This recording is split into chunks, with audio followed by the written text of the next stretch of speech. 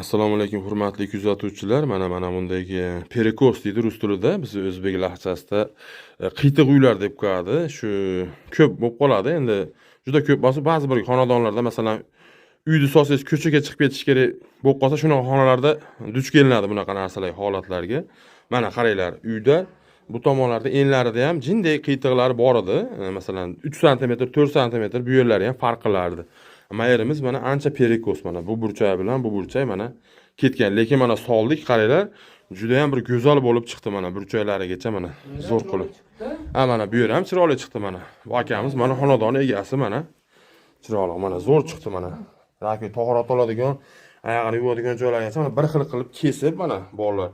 Endi akalar xizmat jarayonini olmadim. Kimdir vaqti bor, vaqti yo'q, uni syomka qilib yurmadim. Tayyor holatini olib qo'ydim.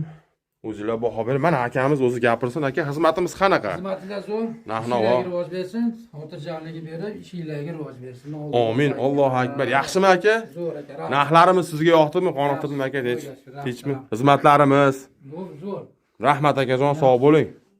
Siz ham aslgilamdan xarid qilganingiz uchun kattakon rahmat. Salomat ustida yaxshilik kunlar bo'laversin. Bizni chaqiraveringlar, solaveringlar, yangi uylar solaveringlar aka.